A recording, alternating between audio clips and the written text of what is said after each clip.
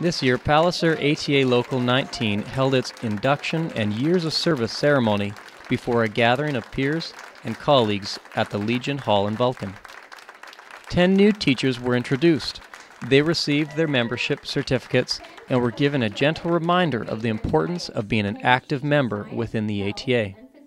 And it's to remind the new teachers that they're not just in their classroom. They do have a professional responsibility to a bigger organization, to the ATA, and it asks them to become involved, vote in the elections, become part of committees, professional development, and also to show them that there's lots of people around to support you. You're not on your own. We are a big organization. One of the new teacher inductees is Sabrina Hack, a graduate from the University of Alberta with a background in early childhood care. Her career began in September teaching kindergarten at Dorothy Dalgleish School in Picture Butte. It's a lot of work, lots of planning, but in the classroom it's great, it's fun. The students are learning, I'm learning. Teaching and inspiring kids is something Sabrina has always been interested in. It's what eventually led her into the profession. Originally, I started working with kids through Girl Guides, and I was always a volunteer. And I thought I wanted to be a graphic designer. And after spending hours at the computer, it wasn't really for me. And when my friend said, because I'd always say, I wish I could get paid to be a Girl Guide leader, which is a volunteer position. So, and then one of my kids was like, or one of my friends said, why don't you go into teaching? And I thought that maybe I could. And then as soon as I was in, my very first practicum was in a kindergarten. And it was just like, yeah, this is where I want to be, so. The event was an opportunity for ATA members to acknowledge approximately 40 teachers in the district for their years of service, including Wayne Bennett, who's been teaching in rural Alberta for 41 years. Well, I started teaching in 1969. I started with the County of Vulcan, and I was in County Central in their junior high. I always enjoyed school. I can remember in high school talking to my chemistry teacher, and he talked about me maybe going on and becoming a teacher, and that's where I ended up.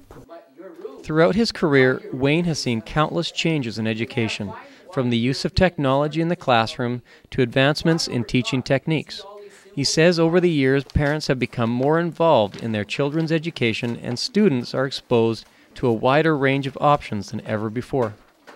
One of the things that has really changed, for the first number of years, you had a class of probably 30 kids that you taught, but if there was anyone in that class who needed extra help or was a special ed student, you either didn't realize it or didn't do very much to respond to that student.